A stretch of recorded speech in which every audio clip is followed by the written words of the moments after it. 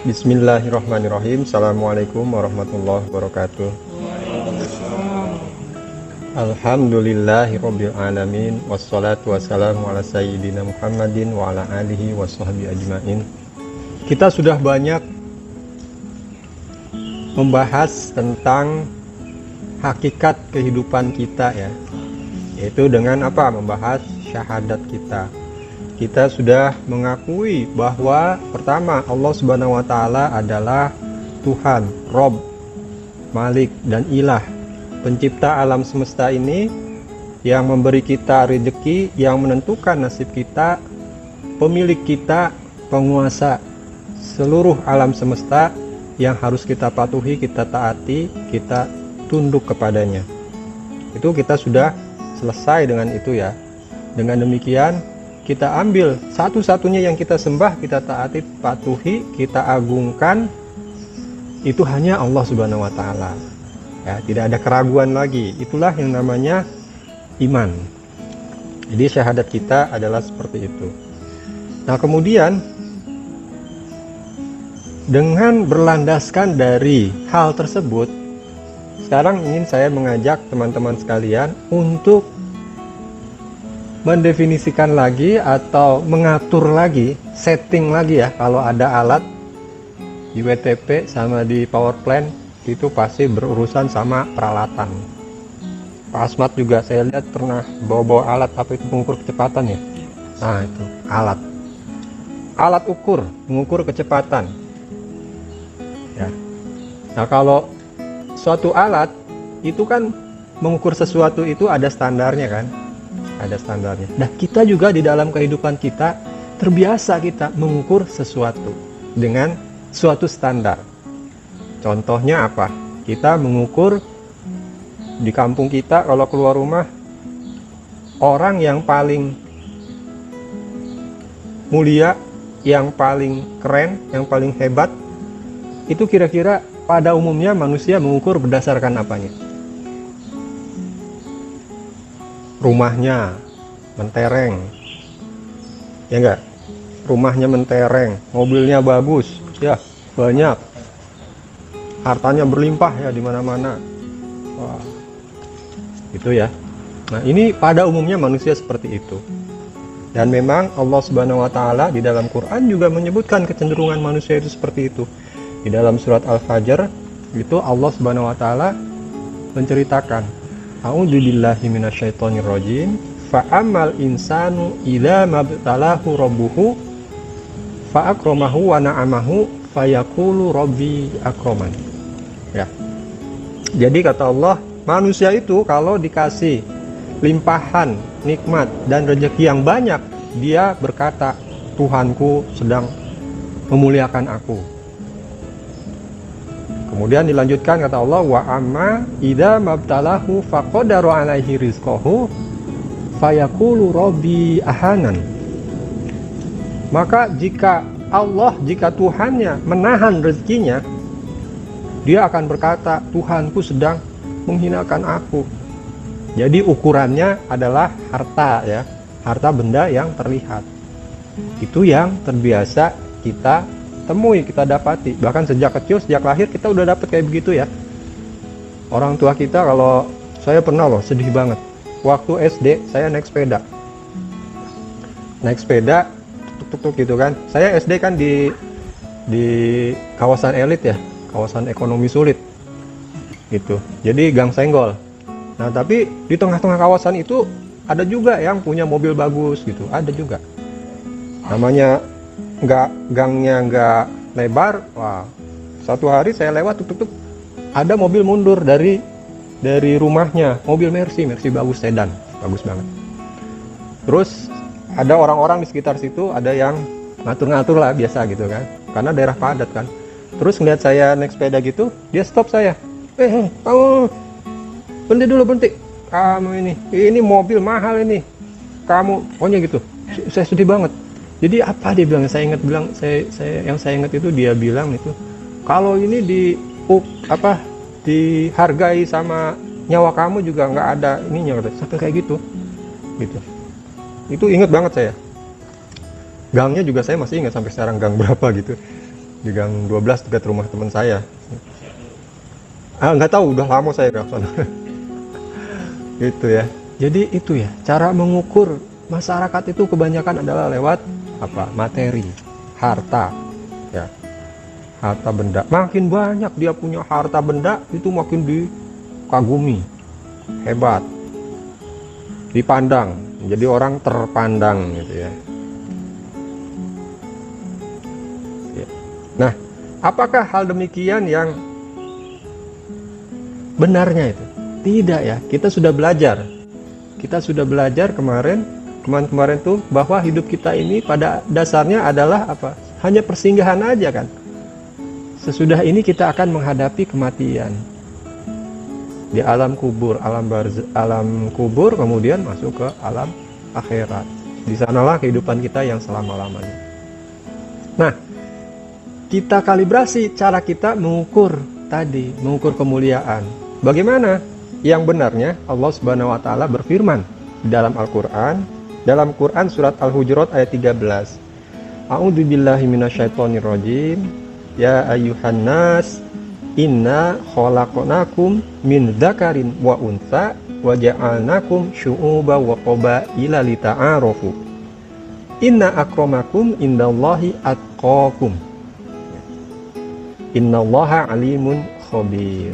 Nah, dalam ayat ini Allah menjelaskan, wahai manusia, sesungguhnya kami menciptakan kamu dari seorang laki-laki dan seorang perempuan dan menjadikan kamu berbangsa-bangsa dan bersuku-suku supaya kamu saling kenal mengenal. Ditegaskan oleh Allah, inna akramakum indallahi atqakum. Sesungguhnya yang paling mulia di sisi Allah di antara kamu adalah yang paling bertakwa. Ya. Sungguhnya Allah Maha mengetahui lagi Maha mengenal. Inilah ukuran kita akan kemuliaan. Bagi kita orang-orang yang sudah mengakui, sudah beriman kepada Allah, kepada Rasulnya, dan kepada hari akhir, hendaknya ini yang kita pakai. Jadi kita tinggalkan tuh ukuran-ukuran tadi ya. Ukuran-ukuran tadi yang berdasarkan materi, harta, dunia, itu kita tinggalkan. Yang kita jadikan patokan, yang kita kejar sebagai satu kemuliaan, itu adalah ketakwaan kepada Allah Subhanahu wa taala. Jadi mulai sekarang obsesi kita itu udah bukan lagi punya rumah yang besar, mewah, megah, mobil yang bagus.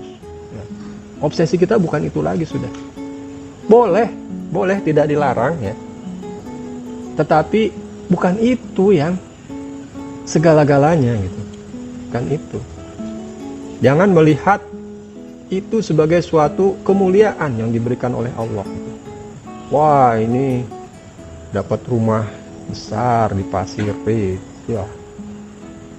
Mobilnya mobil keren, Pajero merah gitu.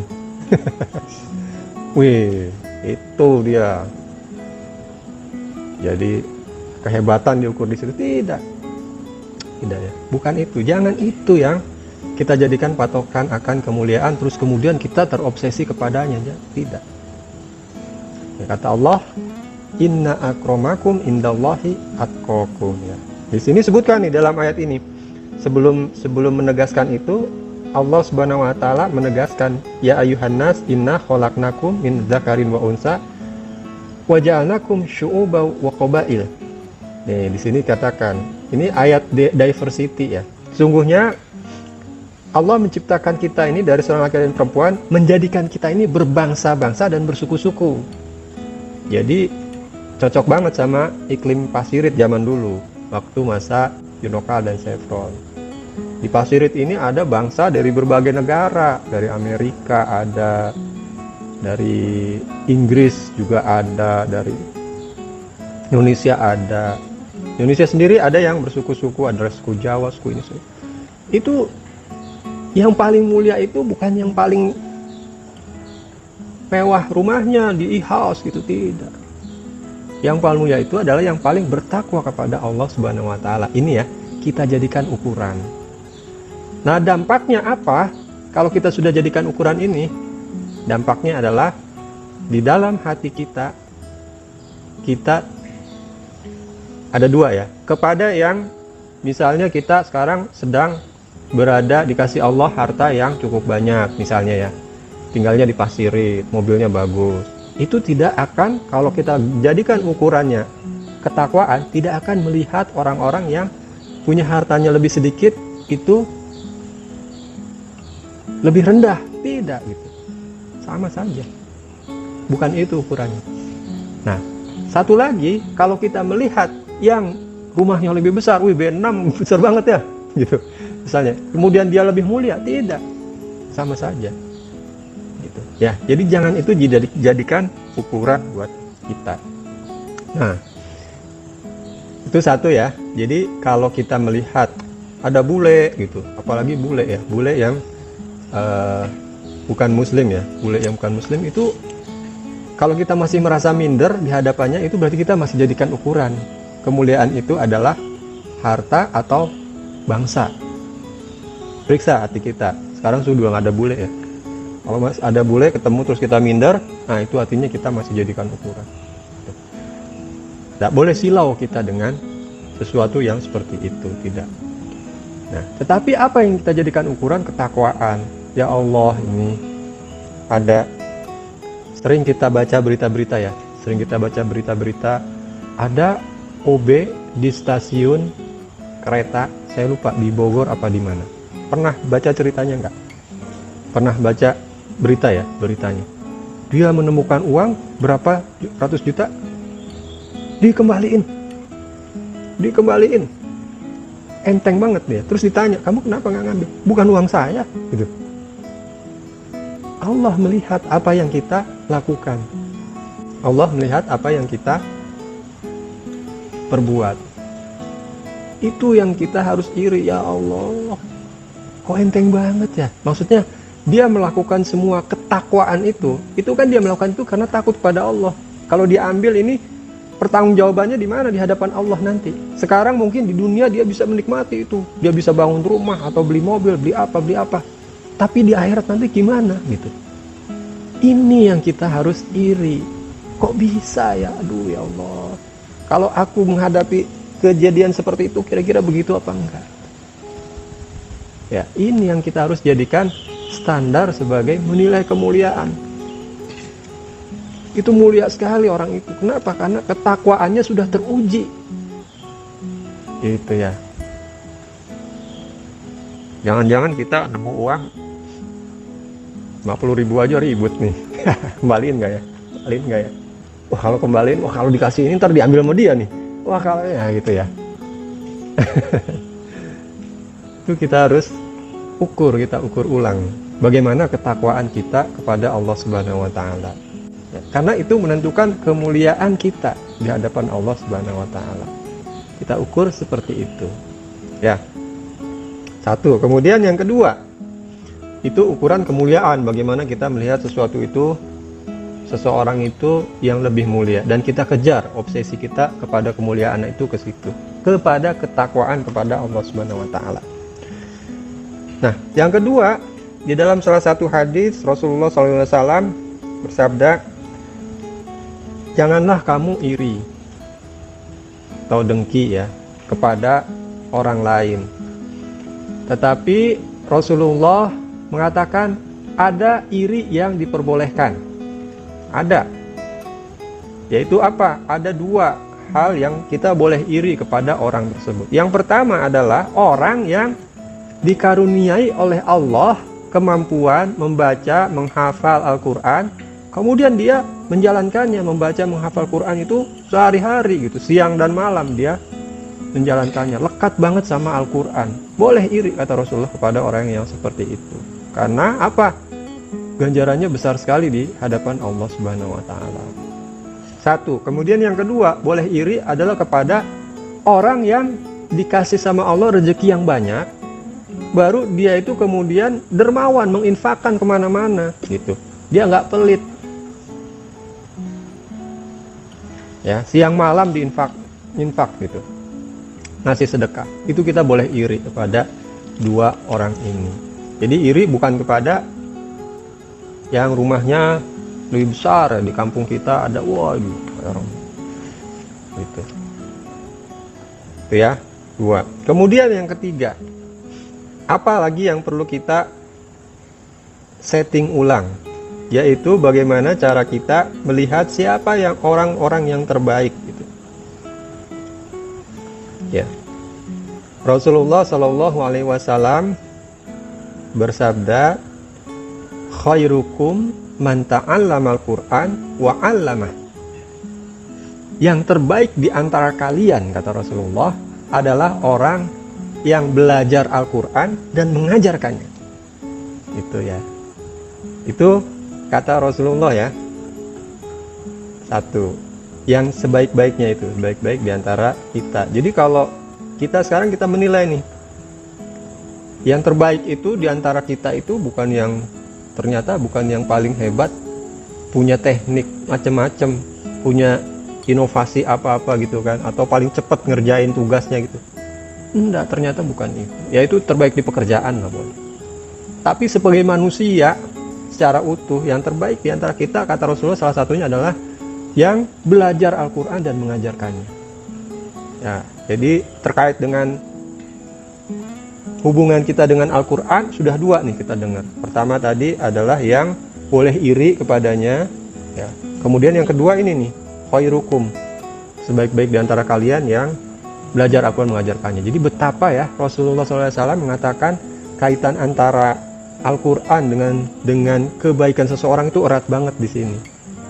Kalau kita mau jadi orang baik artinya apa? Ya udah, kita harus deket-deket sama Quran. Pertama harus baca Quran. Ayo belajar baca Quran. Yang kedua ya tentunya mempraktekkan baca Quran tiap hari. Tiada hari tanpa Al-Quran, tanpa baca Quran.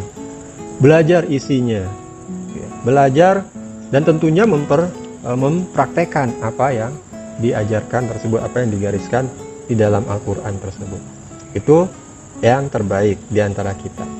Yang kedua, ciri-cirinya yang terbaik, orang-orang yang terbaik itu adalah tadi khairukum man ta'allamal Qur'an wa 'allamah. Kemudian yang kedua, seorang laki-laki datang menemui Rasulullah SAW untuk menagih hutang seekor unta. Maka beliau bersabda, berilah dia unta yang lebih tua dari usia untanya. Maksudnya adalah yang lebih baik. Kemudian beliau melanjutkan setelah itu, sebaik-baik kalian adalah yang paling baik dalam melunasi hutang. Nah ini ciri ya. Ciri yang kedua, kalau kita punya hutang, ya kita lunasi. Dan dengan cara yang paling baik. Paling baik itu apa? Sesuai janjinya. Ya 3 hari lagi lah. Nanti 3 hari harus gitu. Atau kalaupun belum sampai 3 hari sudah ada, misalnya kembalikan. Itu yang paling baik, kata Rasulullah. Itu sebaik-baik yang dari kita adalah yang paling baik dalam melunasi hutang. Kemudian dalam salah satu hadis lagi, Rasulullah SAW berdiri di hadapan orang-orang yang sedang duduk, lalu beliau bersabda, maukah kalian aku beritahu orang yang paling baik di antara kalian dari orang yang paling buruk di antara kalian? Kemudian salah seorang berkata, ya Rasulullah, beritahukanlah kepada kami. Kemudian Rasulullah mengatakan, orang yang paling baik di antara kalian adalah orang yang diharapkan kebaikannya dan aman dari kejahatannya. Itu yang paling baik ya. Jadi apa tadi? Kedatangannya, kehadirannya diharapkan karena dia baik.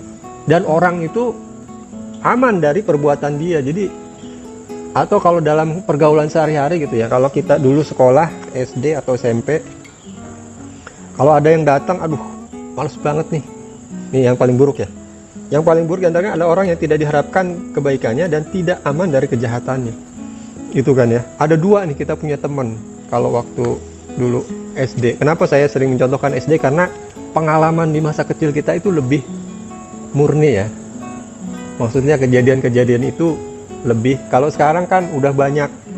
Kita sudah dewasa. Kita sudah dewasa bisa menilai, bisa bertoleransi dan sebagainya. Tapi waktu SD kita langsung bisa merasakan.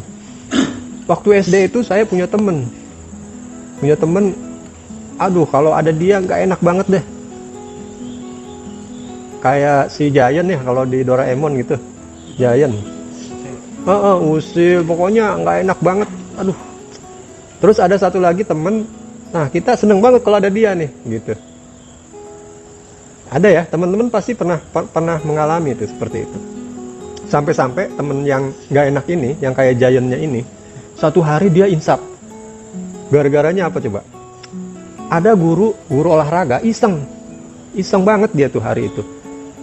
Dia bilang, coba kalian tuliskan siapa nama teman yang paling dibenci, satu. Yang paling disukai, satu, dalam satu lembar kertas. Kita tulis semua. Kumpulin. Nama dia dibenci tuh, hampir sama semuanya. Diumumin sama si guru olahraga ini. Ini kenapa ya katanya, kok ini dibenci sama semuanya nih. Tapi dilalahnya gimana? Alhamdulillahnya besoknya dia berubah itu si orang itu, si anak itu. Padahal masih anak-anak waktu itu, saya masih kelas 5 apa 4 SD ya. Berubah dia. Alhamdulillah. Tuh, coba Giant kayak begitu, mungkin dia berubah kali ya, ada guru olahraganya. Gitu. Nah, jadi itu ya cirinya, salah satu yang terbaik dari kita adalah yang bermanfaat bagi orang. Ya, dalam hadis yang lain Rasulullah SAW mengatakan yang paling baik diantara kamu adalah tanfa'ukum linnas, yang paling bermanfaat bagi manusia, yang paling banyak manfaatnya bagi manusia. Nah, kita berkesempatan nih menjadi banyak manfaat bagi manusia. Pak Asmat, manfaatnya banyak bagi manusia, mengatur lalu lintas, mengamankan, memberikan petunjuk dan sebagainya. Nah, teman-teman yang bersih-bersih juga manfaatnya banyak. Semua kita kasih manfaat kepada manusia, kepada sebanyak-banyak orang.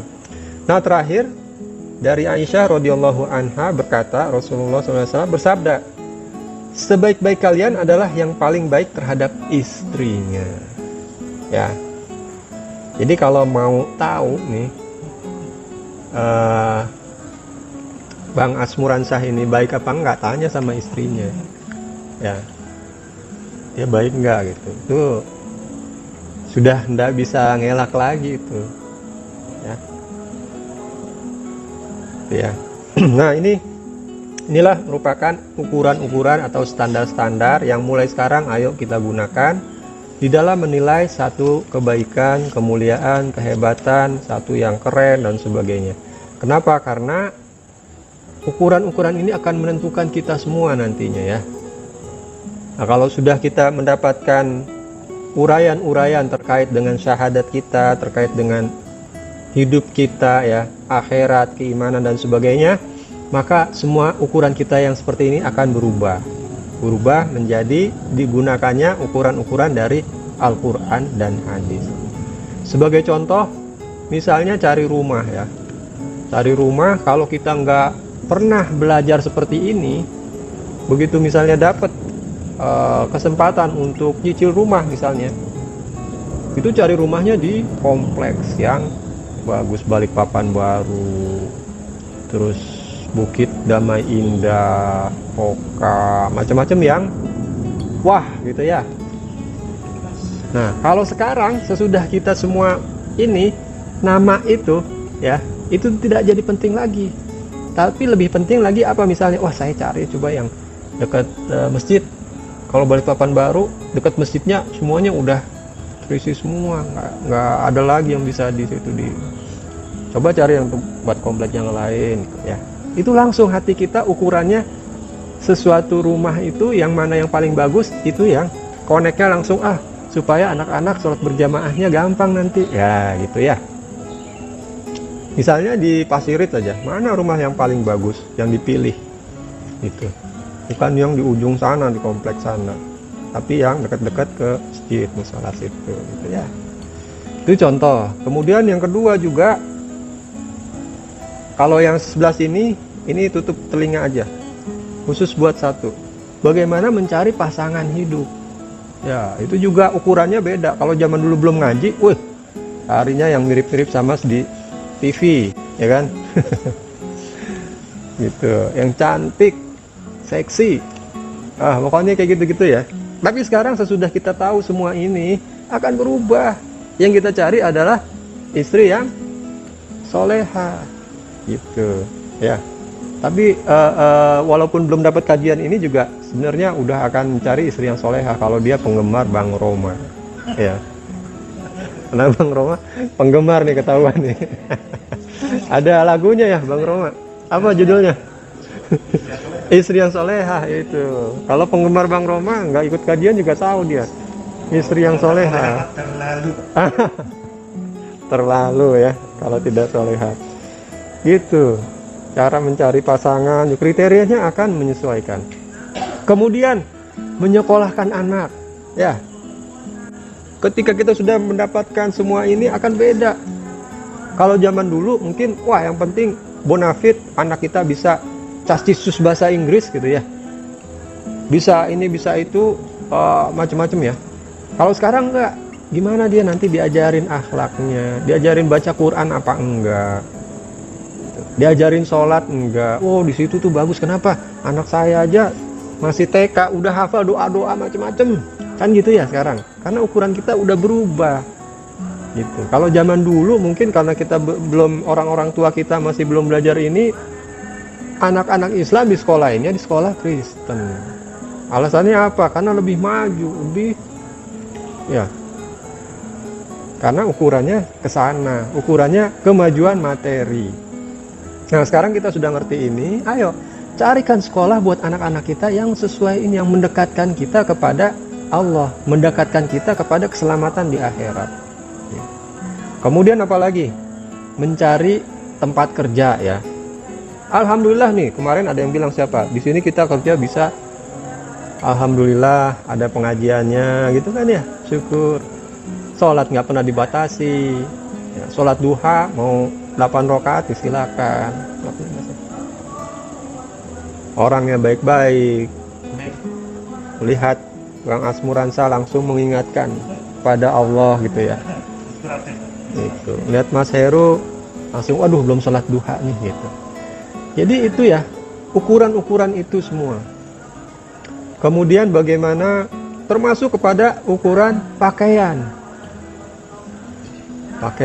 Zaman dulu sebelum kita ngaji itu, sebelum kita tahu itu, melihat wanita itu yang cantik sedikit-sedikit terbuka, wah itu seneng gitu kan ya. Tapi lama-lama setelah kita paham ini, melihat yang seperti itu, kira-kira gimana perasaan kita? Secara naluriah, secara syahwat, muncul syahwat. Tapi pertanyaannya, kalau anak kita begitu di depan umum, rela nggak kita? Nah, itu artinya kita sudah, standar ukuran kita itu sudah beralih. Itu sudah, kalau kita tidak rela, kalau kita tidak merasa suka dengan itu sudah merupakan perubahan standar. Alhamdulillah Allah sudah menetapkan seperti itu, memberikan kita petunjuk dalam hati kita untuk seperti itu ya. Itu mengenai ukuran-ukuran.